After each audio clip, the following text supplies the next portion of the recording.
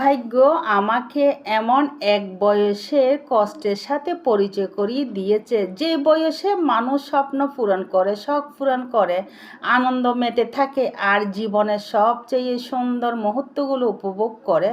অথচ আমি সেই বয়সে হাসির আড়ালে দুঃখ লুকাতে শিখেছি, নিজের ইচ্ছেগুলোকে চুপচাপ বিদায় দিতে শিখেছি।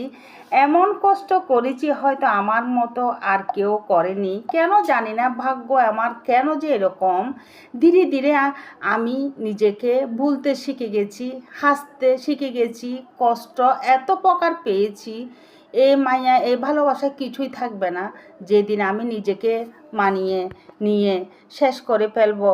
হয়তো সবাই বলবে, আহারে মেয়েটা জীবনে সুখ করলো না।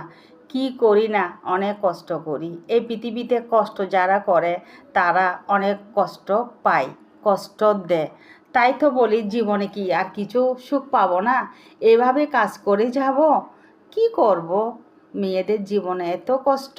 আসলে কথাগুলো খুব সত্যি। বুঝতে হবে ছেলেদের, একটি মেয়ে কি চাই, চাই তার ভরণ পোষণ, খাওয়া দাওয়া। তাই তো, এটাই তো মেয়েদের সুখ। ভালো থাকবেন সবাই।